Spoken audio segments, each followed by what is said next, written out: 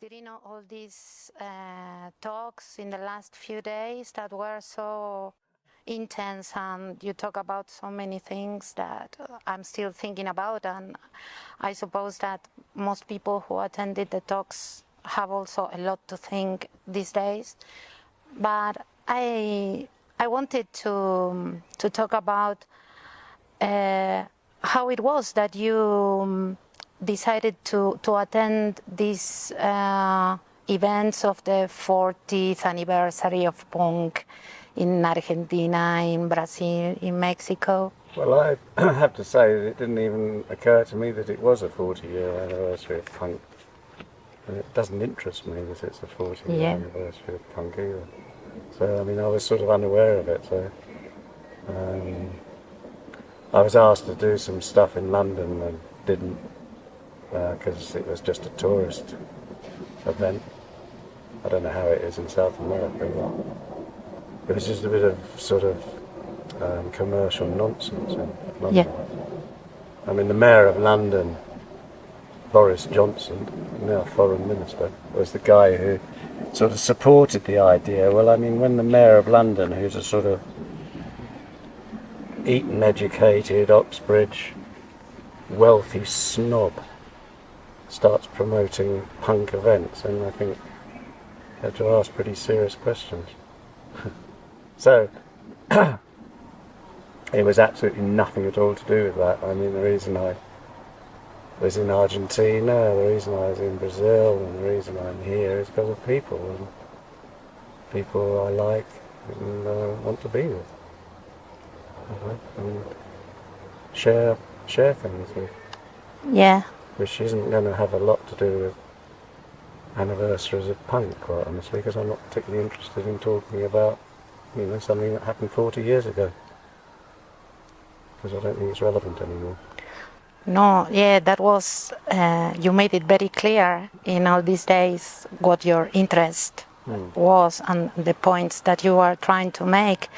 But I'm also aware that quite a few people, or many people, were maybe expecting you to talk about other things, and that was the interesting point, that it felt as if you were pulling down stereotypes and making clear that we should pay more attention to what we feel and develop in that direction, instead of paying so much attention to what punk or hip hop or rules of different ideas we may want to follow. To that, you know, I mean, I sort of see myself as a deconstructionist in the sense of removing illusions, removing pretenses, removing vanities, my own primarily, but equally, if people want to listen, maybe I can help them, if they want to, remove some of their vanities and pretenses and illusions. And it's my only interest really, is to get down to what's actually happening. I mean, if I was to, it's an absurd business of, you know, celebrating something, the anniversary of punk. Well, if I represented that, how could I be the person I am? You know, I am the person I am because of this moment, and this moment determines the person I am.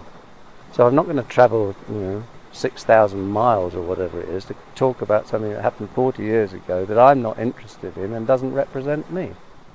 And anyone who sort of hangs on to ideas of themselves, because that's what it would require me to do. I mean, I'm not Penny Rambo from Crass. You know, I'm Penny Rambo from Penny Rambo. And I'm not even Penny Rambo. Penny Rambo is just a name I give this voice. I mean, I don't know who's speaking, and I don't mind who's speaking. It's certainly not me, the ego, because sometimes I disagree with it. So what's disagreeing? The ego's disagreeing with what I'm saying because it doesn't like it. Tough. So those are just manifestations. You know, Penny Rambo of Crass is a manifestation. The Crass bit's a manifestation. The Penny Rambo bit's a manifestation. They're all inventions. They don't mean anything. They're the things that keep us apart. And one of the things I really resent is the way that, you know, Penny Rambo of Crass gets all this respect and is expected to have lots of sensible intelligent things to say. Well, Penny Rimbaud from Christ said what he said 40 years ago. And Penny Rimbaud, who's sitting here now, doesn't know what he's talking about, and doesn't pretend to know what he's talking about, just as Penny Rimbaud of Christ 40 years ago didn't know what he was talking about, he just talked. But you have a message. I don't have a message at all. I mean, I am a vehicle for a message. Penny Rimbaud. The ego doesn't have any message at all except self-enlargement and vanity. You talk a lot about ego and how to deconstruct the ego and find your real self. And it's difficult to see what is the ego and what is the real self. I don't think it is really. I mean, you can tell the difference between ego and the real self because you can hear it. I'm hearing it right now coming out of my mouth. But, you know, I'm using my ego. I have to. How else can I manifest out of the silence, out of the emptiness, where I belong and where I exist? I don't exist here. I don't exist in this manifestation. This manifestation is quite simply what I put on in the morning, the same as I put some clothes on, I put on this manifestation, Penny Rimbaud being Penny Rimbaud. Well, there isn't a Penny Rimbaud. Penny Rimbaud is a totally egotistical device. How one trains, or how the ego becomes trained, or how one recognizes that actually everything in the material world can be no more than egotistical construct, thus, like the Buddhists would say, an illusion, means we're actually not even moving in any real space. I said it was chapter 3, didn't I? It's difficult. This is very difficult because I try to understand. I think sometimes I understand a part of it, but to me it's like still like separated from what I call reality, that I know is a fiction, a construction, but still for me it's like very separated, all these ideas that you are talking about, and then what I see every day and all the situations in which we live that sometimes are more violent, or acting with people who don't care about all this stuff we are talking about. And it's difficult not to live with having all that in mind, looking for who we really are, and then interacting with everyday things. I really can't see why, because like that, there's within the sort of theatre, within the grand illusion, within the grand manifestation, I know what's happening as well. I'm aware of violence, I'm aware of war, I'm aware of joy, I'm aware of sorrow and suffering. But one's in a much better position to actually do something about that if you're not actually involved in it. My argument is that the egotistical self actually endorses that. One's coming in at the level that it exists in. Unless one can come from a different place into these areas of suffering, then actually all you're doing is simply adding to the suffering. Which is why so much sort of protest, so much objection, so much conflict is simply an endorsement of the very thing that it claims to be opposing. The army requires an enemy. Yes. That's what armies are for. They have to have someone to operate with. It's the same as doctors require illness. And how you disarm an army, like how we can oppose violence or violent people or violent situations? By appropriate action. I mean, yeah. Ridiculous idea that we can sort of plan how we deal with it if suddenly 23 armed people leap over this wall. Well, fear which is the very thing that so inhibits people's lives, is exactly that. Oh, blimey, maybe it's going to happen.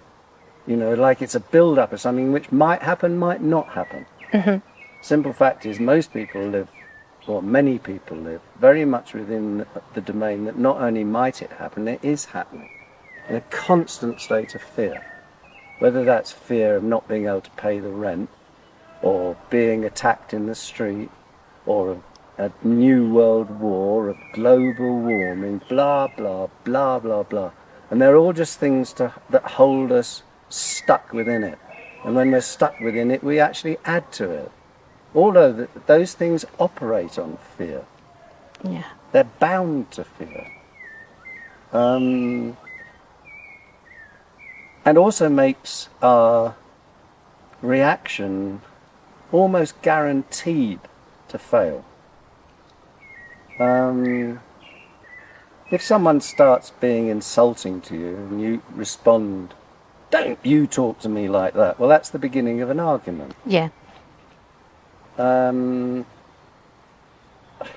So effectively, how you respond in a personal level like that is actually a demonstration of what I'm talking about. If you respond angrily or with aggression, then you will start the process. And actually, most people who want an argument will push you until you do that. And that's a situation that people feel crushed by. They're pushed and pushed and pushed. You know, they're pushed by constant threat, constant this, constant... It really is endless, the threat, as you know. Yeah. And being aware of danger is not fear. Being aware that if you're walking down the street at night and it's dark and there's no one around, that you're possibly in a greater danger than if there's lots and lots of people in a well-lit street. It's sensible fear, if you like. So let's not call it fear, let's call it danger. Being aware of danger. That's a totally different thing. If you're aware of danger, you say, well, how can I make it better? So maybe you learn a martial art, or maybe you carry a pepper spray, or whatever you do, you've made a rational, sensible, reasonable way of dealing with a problem. Fear prevents one from dealing with a problem, because all you're doing is getting mashed by the problem, like in a personal domestic argument. And that's why I've been saying in these talks that really there's no difference at all between domestic argument and war. They're one and the same thing, and they damage in the same way. Yeah, like violence starts in a home. Yeah. And that was something you were talking about yesterday or the day before yesterday, I don't remember, when you said that many men behave violently against women because it's a reality that in Argentina, Mexico, we are suffering lots of violence, assassinations, rapes, and women are really in danger. You said that many men act violently because they know that the essence of the matriarchy is there, and maybe they can't stand it, or they don't know how to handle it. And all this you said about women is very important for us, because in many scenes, in different scenes, not just in the punk scene, whatever, sometimes we feel in danger because it's the real thing that we live every day. So your comments on that were very helpful. I don't know, I hope that make people start thinking differently or reconsider all these situations. Well, I think that, I mean, men are utterly dependent upon women for their favourite activity, and that's sex. And they're utterly dependent, and they can't, it's a very different, male sexuality is a very different thing. It has to go out. It is an aggressive act in a way, because it has to penetrate. You know, so the whole architecture of sort of male sexuality becomes distorted. Men know they're on their own in that sense. They've got to find a mate somehow. I don't think that's something that women suffer from. It's something I've spoken with women about. You know, that they don't have the same sort of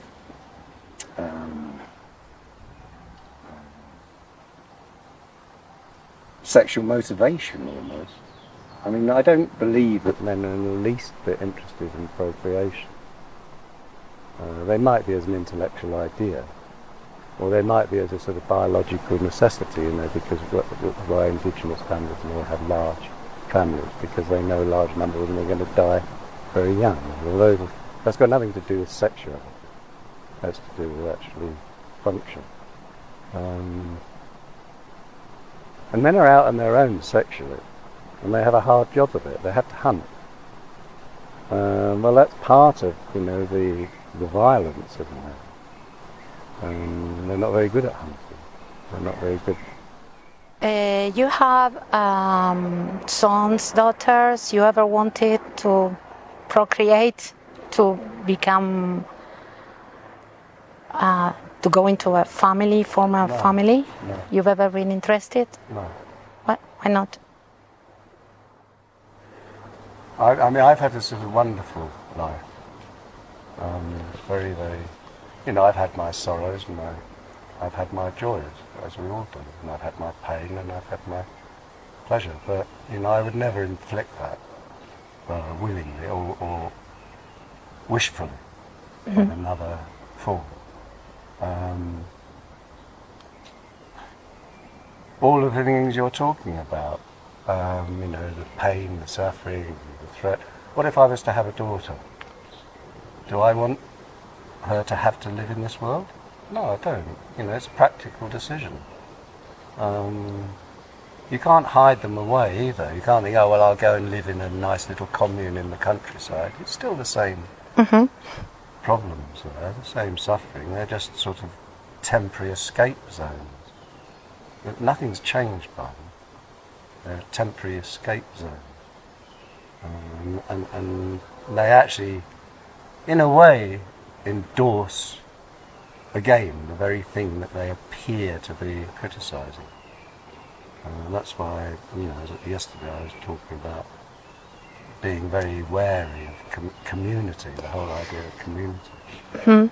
Community is exactly that, it's a separate and very often isolated group of people. Well, another word for community is ghetto. And we don't have to look very far in history as to what happens to those communities. But, so what is your idea of becoming related to other people? Is no community, is... Well, we are intrinsically and symbiotically related to other people. I'm aware that I don't feel in any way separate from other people. Whether I like them, whether my ego likes a person or doesn't like a person is utterly irrelevant. Which is why I'm not interested in what my ego thinks about people. Whether my ego might fancy you, or someone else, or not someone. I'm not interested in that. Because there's something deeper. I know that existentially, the act is done. If you truly love, you don't need any of that stuff. I don't need any proof of the fact that I coexist. I feel at one with everyone. Even if I don't like them, I feel at one with them. And if we want to separate ourselves, then why would we want to separate ourselves? Because we want fun, we want pleasure, or we want pain. They're all the same thing. So we go out into the world and we manifest in that way. Boys go around and punch each other. Or they fuck the first thing they can find. And they think that's a life. It's just a life I'm not interested in.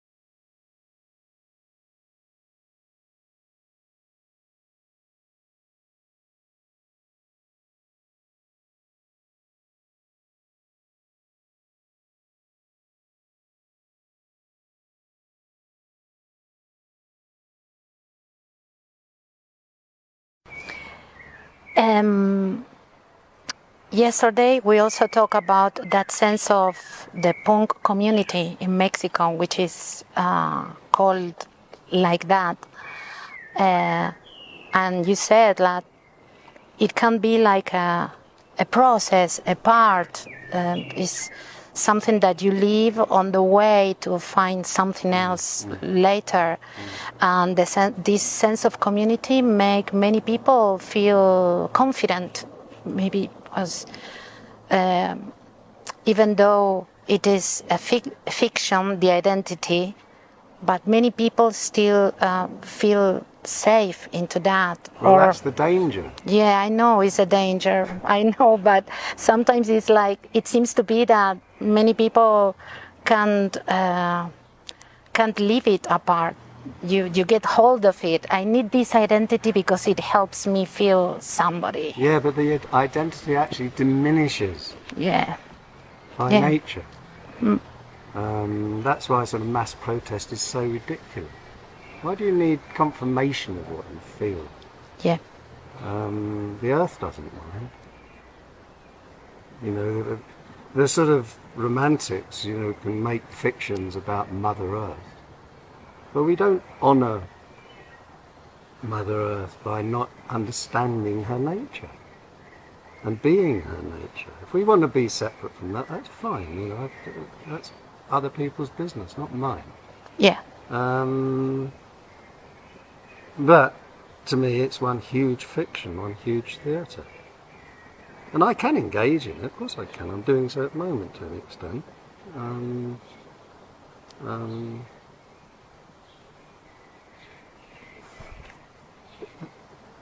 I think that in the approach to, I mean, I don't believe in any existent self. You know, like the thing, know thyself. You can't know thyself because you are thyself. Anything else is a diminishment of that. You know, so identity is an immediate diminishment of thyself, because thyself is all self. I have no question and no doubt about that. I mean, I have people disagree, but Yeah. I think it's so manifest. And people say then you can't do anything. You can't. You know, why aren't you trying to help? And why? You're not helping by confusing the issue. It's again back to appropriate action.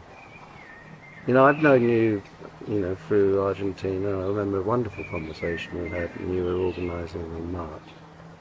And I very, very much respect that. But at the same time, you know, I remember saying, you know, looking at one's complicity, to what extent do we create these situations?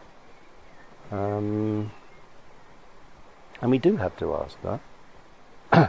And as we melt away our own fiction, our own engagement, and complicity is always the first one to go for it, to what degree have I contributed to this moment of crisis?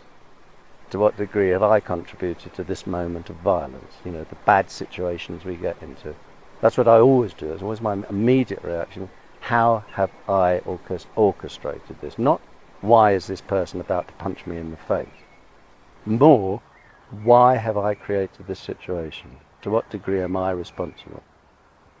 And generally speaking, one will find some form of complicity, some form of responsibility in all of the things that you like to imagine you feel sorrow about. And that's the first real step towards the demolishment of illusion. And as it happens, you know, it doesn't change anything at all. It simply means that one is more able to cope, you know, because you're moving into the realm of actuality rather than fiction. You know, so if those guys come over the wall armed to their teeth to sort of blow all the hell out of us, I'm ready. I'm ready because I haven't got anything in the way. I'm not carrying a past saying, if they come over the wall, that's the past. They've come over the wall before. That's the past. And the future is totally blank, but we like to fill up. Fear it is totally dependent upon a future projection. You can't have fear unless you're projecting into an unknown future. Fear is based on an unknown future. Yes. So what are you talking about? It hasn't happened, so why are you making it happen? You're inviting it, in a way, you're inviting it to happen. And appropriate action just says no. Appropriate action is right this moment. How can you make love, or how can you make war? How can you do anything except in that situation now? Because that's actually where we're doing it, at each passing moment. I think that too many times we don't think very deep. I mean, we act like automatically.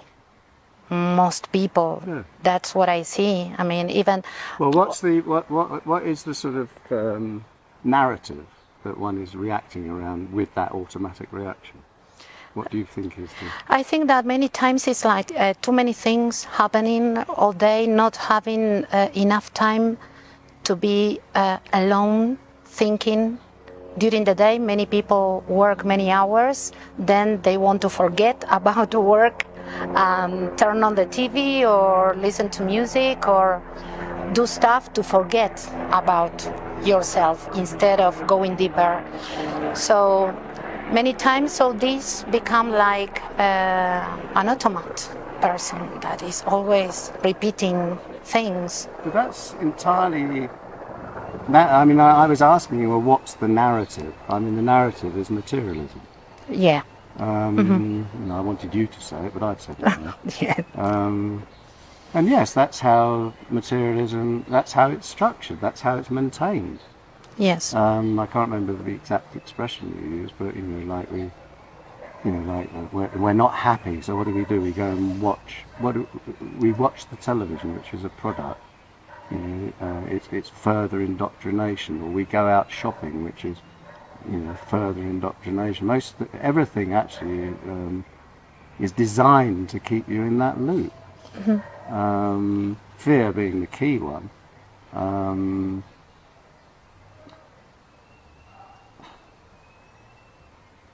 I don't think it really takes a sort of, you know, brain surgeon to see that it's all very simple. You know, we're making that choice. You know, you can't say you're not, because you are. Yes. Yes, Even, I think, you know, people who study the brain are now saying that we are aware before we become cognitively aware of events.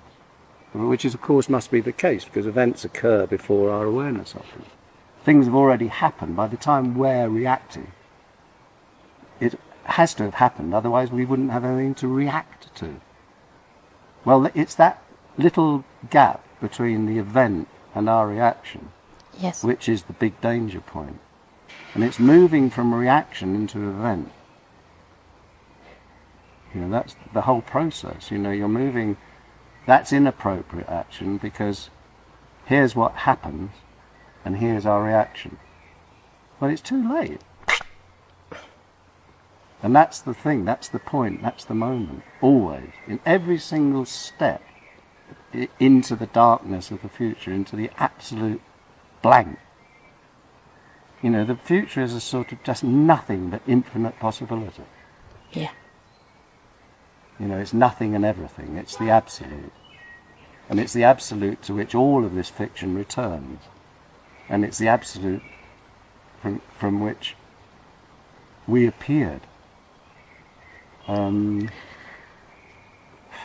So, you know, as we step, each moment is actually that crucial. And if we're not prepared to accept that, then we're not actually taking life seriously. Mm. Well, okay, I accept that most people don't take life seriously. Well, that's not my problem. Yes. And what about people who can't relax or who are always more in danger than others, or live in difficult situations and can't make all this reflection on every little action of their life or their daily lives. I don't think that it helps. You know, it's a somewhat socialistic view to sort of talk about people. What about the people? Mm-hmm. What about them? And that's not a cruel attitude. It generally, the what about the people, as expressed by socialists, tend to talk about people. It's generally speaking rather comfortable people talking about rather uncomfortable people. In other words, it's intellectuals talking about poverty and working class problems, mm-hmm. talking about people who are very capable of looking after their own lives in their own way, who don't need. I mean, the intellectuals and the academics are in a way the SS of the materialist world. You know, the SS secret, the Nazi. I mean, they're the super elite to keep it all in order. Yeah. So I haven't got much time for that sort of what about the people. Yeah, you can find what about the kid at the moment in Iraq who's having his head blown off. I know that's happening. Yes. And I know there's a guy on the end of the trigger. I know that's happening. You know, and as much as I feel pity for the kid, I feel pity for the guy with the finger. And I feel pity for the person who told him to be there. And I feel pity for the family, and I feel pity. And not in a sort of patronising way. I feel pity because they don't know love. Mm-hmm. And I can't do anything much about that, except be it. To manifest it, or allow its manifestation, and I allow its manifestation by not being myself. Because the moment I start being Penny Rambo, then I'm not allowing life to manifest itself. I'm in somewhere or other trying to condition and control the outlet. If you went to a cat balancing on a roof and gave it an identity, it would fall off in a second. It would lose its balance. And that's really, I know, you know, certainly since I've become more serious in my practice, how people are constantly trying to kick away the ground from my feet. Because they're threatened by that. They're threatened by the peacefulness. They're threatened by the calm. Yes. And they're more threatened by the fact they possibly even recognise there's nothing there. They don't want to enter into that, what they see as a void. It's a fear that you are talking about. Me too. Yeah. And it's not accepting that other person goes deeper into that. It's like many people can't accept this sort of reaction. You've almost sort of qualified the whole nature of violence, which is yesterday when I was saying that most male violence is actually their lack. Not the fact that they possess something, it's the fact that they feel dispossessed, and the only way of dealing with that dispossession, in their terms, is violence. Or reckless driving, or all the things boys do when they feel threatened. Mm-hmm. Threat, it has to be always lack of. It can't be anything else. Yeah. Well, by toning one's desires, I mean, one of the biggest decisions in my life that I made maybe 7-10 years ago was never to engage myself again in any form of romantic relationship. Which doesn't mean I don't have relationships, it doesn't mean I don't have sex.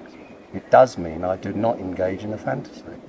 But have you ever before had other sort of relationships, like other type of... Yeah. You know, I fell for the illusion, and actually at the time could quite magnificently philosophically justify it. You know, I used to sort of believe in the Romeo and Juliet syndrome. In other words, it's only through death that we can enter the universal. But, you know, the intimacy, you know, the sexual union, primarily it would be man and woman, but that's not necessary. But that union was a sort of moment of universality. This is what I used to believe. And this is what I used to promote, which, I mean, I'm very aware that I now believe something and promote something different now. Things change. So I no more think I'm right now, or I as much think I'm right now as I did then. But anyway, so I used to believe that only through that sort of, sexual transcendence, could that sense of universality be achieved. And it was only really when I came to realise that actually is just using someone for the very thing you're looking for and taking from someone, the very thing that you're not looking for and taking from your own being. That actually we are totally equipped in that sense. That union is a circular thing and not a penetrative or a receptive thing. Which is why sex, is of no interest to me as such, because it's about something external rather than a, circular motion which one can have in any situation or with anyone. Something which doesn't require any physical involvement. In other words, which is what's happening. You said something about feeling alone, naked, and proud. Is that the way you feel when you have all these ideas, you can look into yourself, you have time to do that, and you are making a choice of thinking in yourself?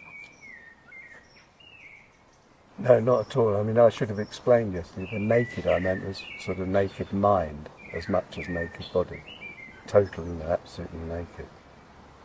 And that's what I feel all the time. That can be, the curtains can be drawn across that, as they are at the moment, because I'm being required to behave in a rational, reasoned way. Yeah. And I'm very agreeable to that. I have no problem with that. But, I'm aware, it's almost like my vision is shadowed when I'm doing that. And if I allow that vision to open up, if I allow the manifestation of existence to come forward, then it's like a tempest.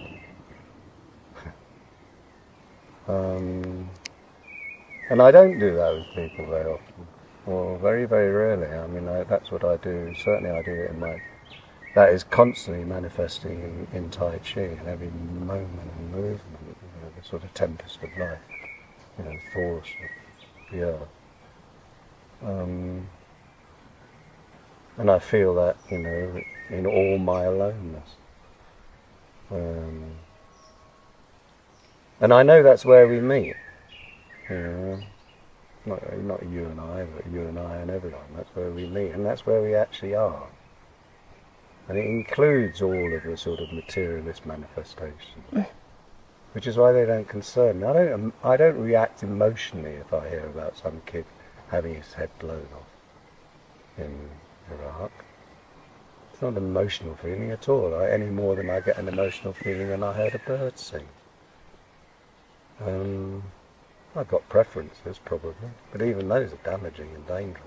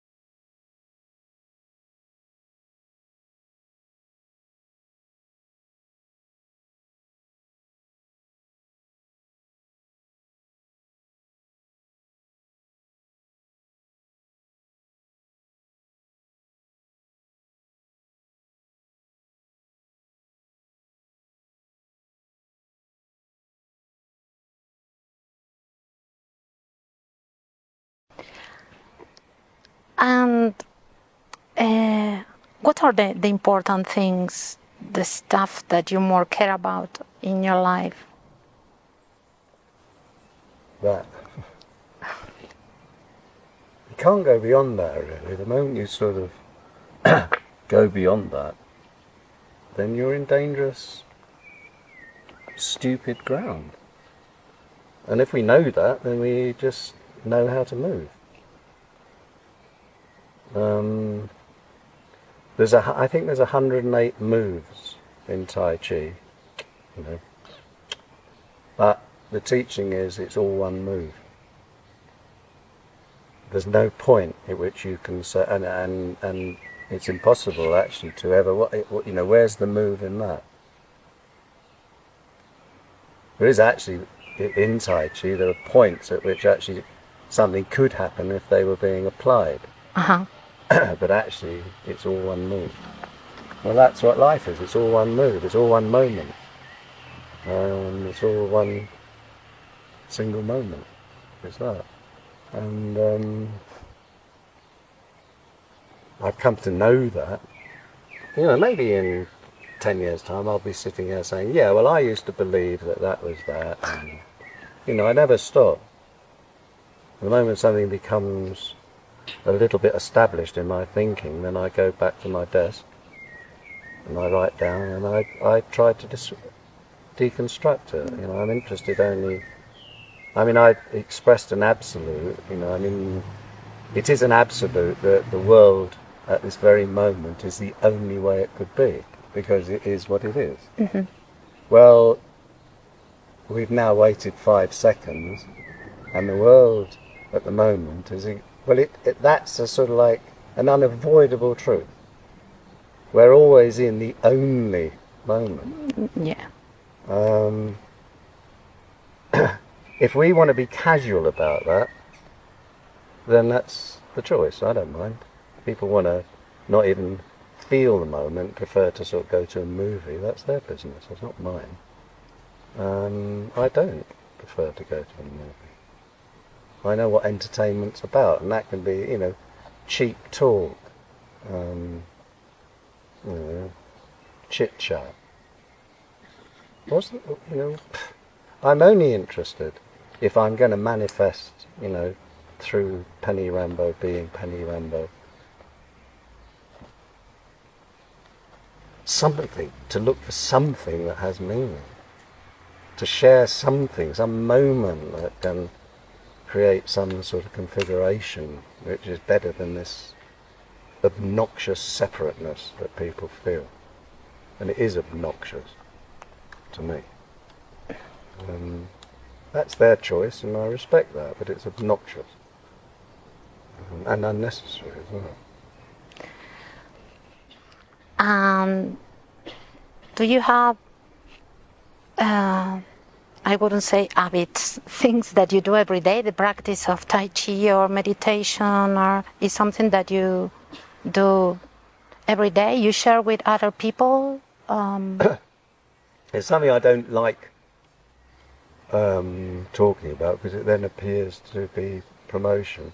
And the one thing, I think a lot of people have tried in the past, you know, to sort of share visions, share ideas, and they become, oh yeah, well, I follow Krishnamurti, or I follow... Yes. Well, that's, you know, that's the exact opposite of what probably someone like Krishnamurti would want to happen, but it happened. And I'm very determined. It has happened to an extent, you know, that's the Penny Rambo of Crass syndrome. And just as I want to deconstruct that, I don't want to allow anyone to start constructing a new sort of role for Penny Rambo to play. I'm not interested in that at all. And, you know, I detest that idea, and will do anything to corrupt that idea. So to promote... So, you know, yes, I meditate every day. I don't practice Tai Chi every day, except in my moving through the street or through the countryside. I mean, there are... and meditation is only, you know, I mean, I do, you know, sit silent, you know, with a blank wall. But that blank wall, you know, after years of meditation, this is the blank wall the same. You know, I'm still sitting with a blank wall in front of me. You happen to be there, and that light happens to be there. It's a blank wall. You know, things are passing. It's just the same, and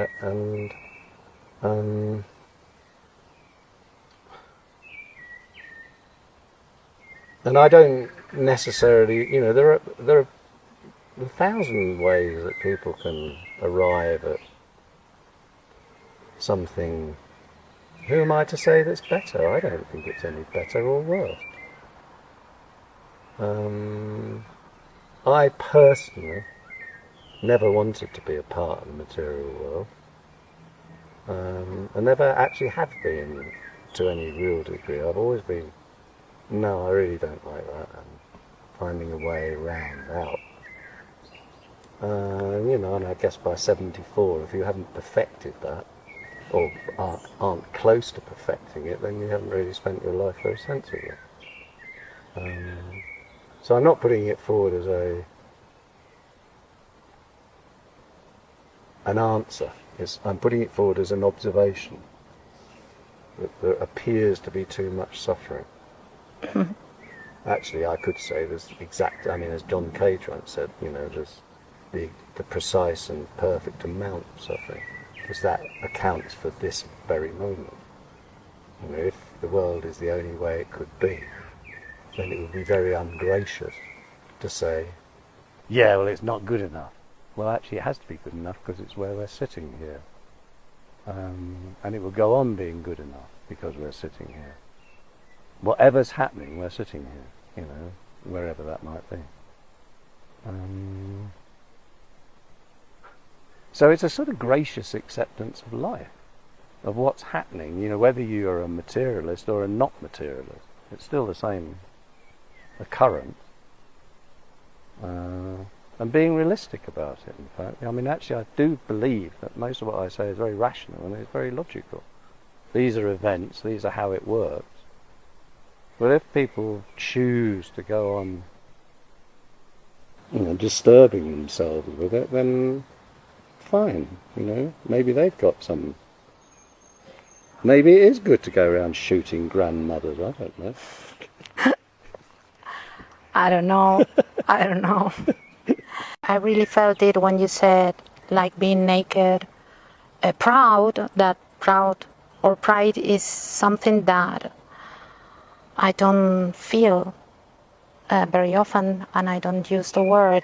Well, I don't think you can be proud in the sense I'm trying to say, unless you're naked, like these trees are naked and proud, aren't they? Or these blades of grass, or those blackbirds singing and naked and proud. They're just life. Mm-hmm. That's what I mean. Yeah. And yeah, that's absolutely true. That's a hard place to be. It's very much that place. You know, it's very much that moment. It is that place, naked and proud. Because you know where, you know, and it's not pride in the sort of human sense. It's just magnificent. In being. Yeah, magnificent. Yeah. It's a state of joy. It is the state of joy, possibly. Because the moment one moves away from that state, then, you know, the only way you can move away from that state is through projecting either into the past or the future, which of course is how most people live, constantly with a foot in the past and a foot in the future. But, you know, always, and the magnificent moment is always the one we're in. So, you know, like I said earlier, it's very, very simple, really. You know, this is it. Yes, but the past conditions. The ego. The ego, yeah.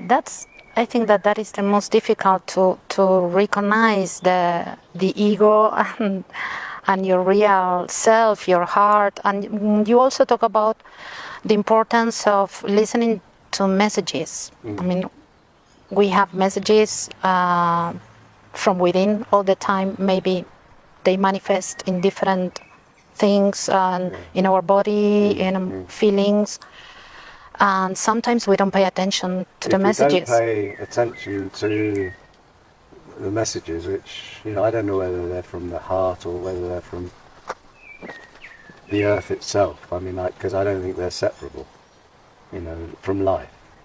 We don't listen to the messages of life, then we will become ill physically, which is why there's so much illness, because we're not listening. You know, I mean, a classic and wonderful example of that is, you know, that when I first started practice, I decided I'd go on retreat, so I started going on retreats, Zen Buddhist retreats.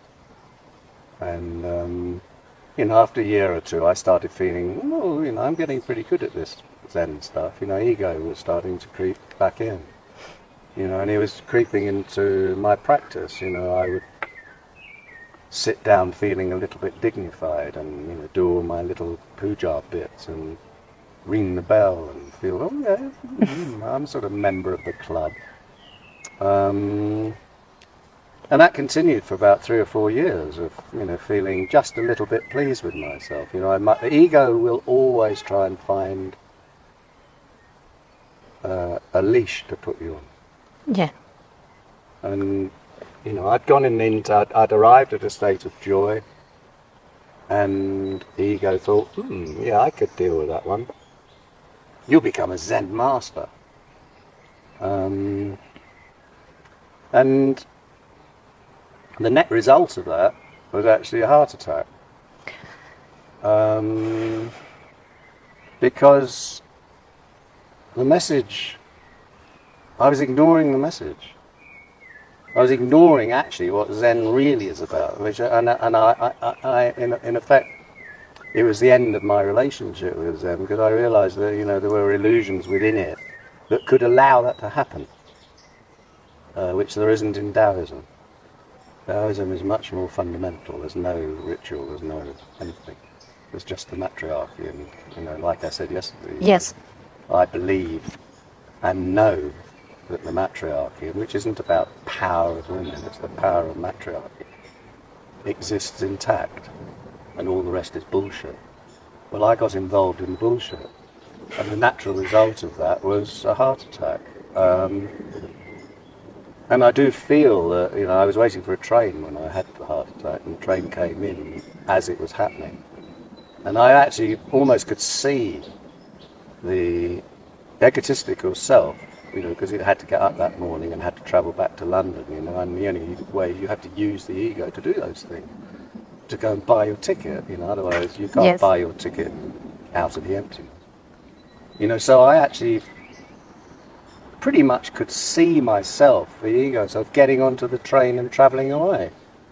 And certainly that's what I increasingly sense, you know, after I'd you know, gone through all the stuff of the heart attack, you know, in the days following it. I was very aware that, you know, a load of baggage had gone. And that was that sort of, that is the materialist naked and proud. I was trying a really stupid trick with myself, you know, like, oh well, I'm naked and proud, I can become. No, you can't. And it was the first time my heart screamed at me. It said, no, take that. And since then, I'm guided by my heart.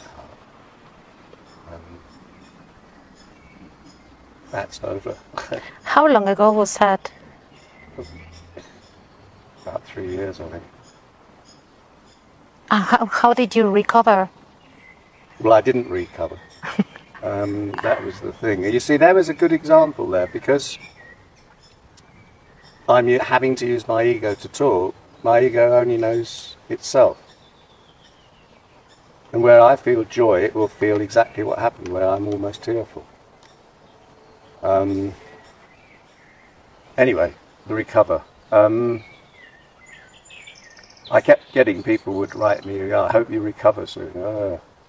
And I kept seeing that, and I thought, hang on, this is recover. Why should I want to cover up again what had been exposed? You know, I had been made completely vulnerable.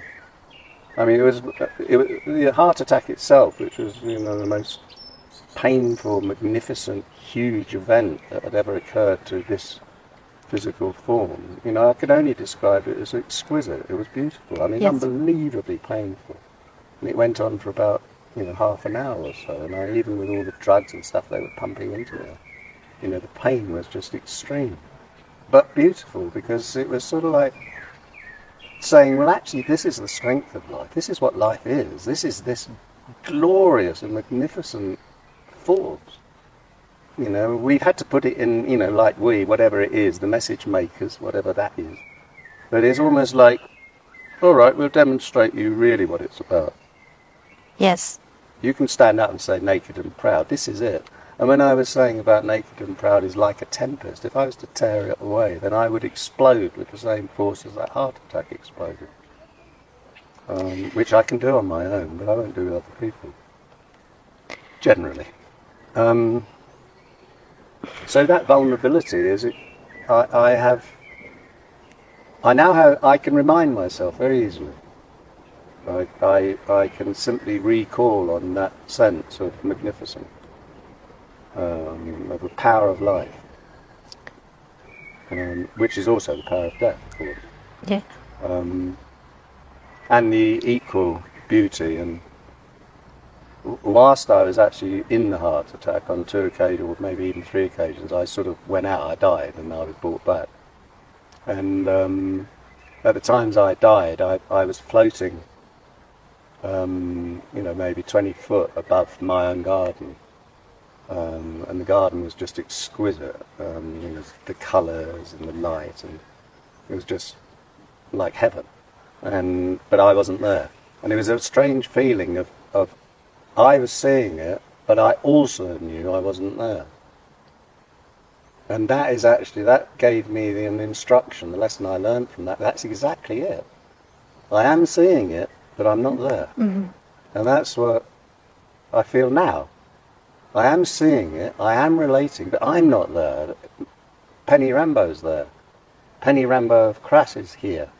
Penny Rambo being Penny Rambo is there. But I'm not here. Where are you? I'm floating, you know, within and as, you know, the absolute beauty of all of it, be it life or death. I'm neither life nor death. I'm not alive and I'm not dead. I just am. You know, and that's the it. You know, if there's any it about what I feel, that's the it. It's neither this nor that. And it's neither everything or nothing. In Buddhism, there's an expression that, you know, form is emptiness and emptiness is form. Well, it's exactly that. And it's a constant circular motion which can only be affected by that, by the appropriate action. And because we don't actually need or be aware of appropriate action, in other words, that which has a massive demand, you know, we're doing that. That is effectively what's going on all the time. But, you know, it's only at dramatic points that we have to be aware of that. So, yeah. In a funny way, I mean, maybe this is another discussion. Maybe we shouldn't have it on thingy, but you know, no, we're not going to. What were you going to say? It was about the incredible correctness of the earth, how it is always in absolute accord. And there were thoughts that I'm not going to talk about because I need to look at them, and they're the ones I'll take a lot of interest in, which, you know, is what I'll have got out of this conversation as much as anything else. You know, something else to start tearing apart or opening up. Mm-hmm. To do with weakness, because there's no such thing as weakness within the natural world. Weakness is, you know, to do with our psychological condition. And I was just seeing certain comparisons between what viewed psychologically, things occur within nature, which if we want to sort of, you know, put anthropomorphic interpretations on, we can do, but we're not. That's not correct. You know, a cat has got no evil intent. It's not a killer at all. There's no death involved in a cat, you know, catching a mouse. That's just what's happening. In the same way as, you know, the grass is growing. And there is a sort of human nature within that as well. You know, we're not so very far from that, and that's where we are. But I wouldn't want to discuss it because, you know, it could go on, you know, I need to study that, you know, and it's probably, you know, so. Yeah, me too. Yeah, yeah. Are you writing something, all of these that we've been talking about? Are you planning to No, do something with No, all your I'm not. ideas? No? no. I write aphorisms, which are sort of like little Yes. short thoughts, which are riddles and things that will confuse and worry and juggle people's minds. I'm not in the least bit interested in writing philosophical treatises or spiritual. There would be another generation of people saying Totally. that the new manifest, Yeah. the new T-shirts with new slogans. Yeah. So, no, that would be a sort of something I could never do and will never do. But you agree on the fact that we are going to comment on all these talks and Well, I mean, I really, maybe write something about that. Yeah, I us. mean, I came here to sow those seeds. You know, I mean, I know what, and I've seen what's happened to a narco-punk in Britain, and I only wish that, you know, I'd moved in there 30 years ago, but I didn't know what to do. It took me 20 years sitting at my desk trying to work out a way of re-manifesting, you know, how can I come back after that? You know, what have I got to say? How can I put to rights what seems to have gone so wrong with it all? And, you know, and what we've been talking about is the way I dealt with that. And, you know, I can see occurring here or in Argentina, you know, the same things as occurred 20, 30 years ago in England. And therefore, you know, that there's the chance of feeling I have got something to say about it now. You know, it did take me 20 or 30 years to have the confidence to say, yeah, we can use that. Yeah, those were that was chapter 1. I, for a long time, was thinking it was a dead book. You know, I was thinking that, well, what I did then and what I was manifesting then was crap. It didn't work. But there was aspects in it which were absolutely spot on, like there is no authority but yourself. It has to be interpreted in a different way, and maybe I wasn't even aware of it myself at the time. Yeah. So sort of, yeah, there's bits, and I do. I mean, I use bits of that old narrative, you know, to create the new narrative. Mm-hmm. I mean, funnily enough, it took an enormous amount of confidence on my behalf in Brazil.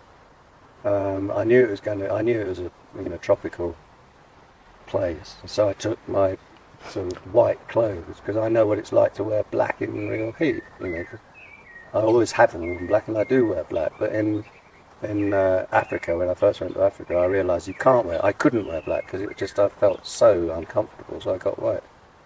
So I took white in case I got overheated in Brazil. But I turned up at the festival, everyone in black, absolutely everyone, without fail. And I mean, it's ridiculous, isn't it? I had to, you know, I was staying in a little room a few minutes away from the festival. And I really had to go, I wonder if I dare, you know, actually go in and break the code. You know, because I didn't want to hurt anyone's feelings or disturb anyone. I didn't want to upset anyone. I just wanted to be comfortable. Yes. You know, and I did feel really strange and awkward and realised I was sort of shining out like some sort of strange light in all of this darkness. And then I thought, well, actually, that's nice. You know, let's put on the lights again. You know, I mean, so, you know, it can appear that I'm incredibly confident. And, you know, I'm not at all. You know, I mean, Penny Rimbaud, the manifestation, is a hard one. You know, because Penny Rimbaud, the manifestation, is sort of egotistical and vain and all that stuff. But you feel comfortable with yourself. Yeah, because myself isn't Penny Rimbaud, or any manifestation of my ego. And you know, there's no my in it. Actually, there isn't a self. So, yeah, because those things aren't intellectual. I mean, they're not. You know, in that sense, I don't regard myself as a philosopher because I don't intellectualize as such. You know, and I mean, I'm much more involved with something, you know, which is closer to feelings.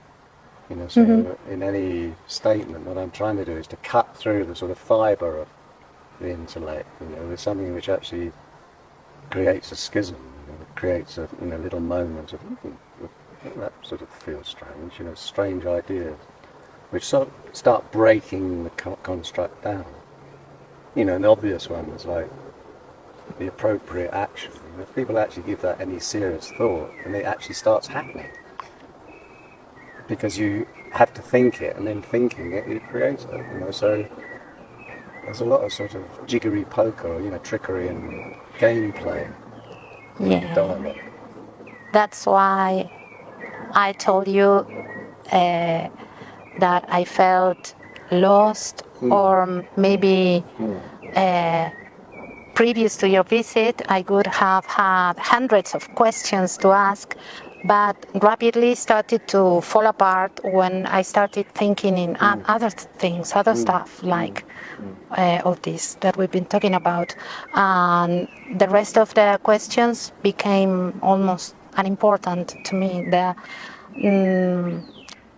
Just not wanting you to tell me stuff about records and the lyrics of the songs and who played them. Well, I think the key in that is, I think that we intrinsically know that we are each other. We intrinsically know the symbiosis. We intrinsically know our interdependence. You are I, and I am you. That, we intrinsically know it. And it's a fearful, magnificent thought. Yes.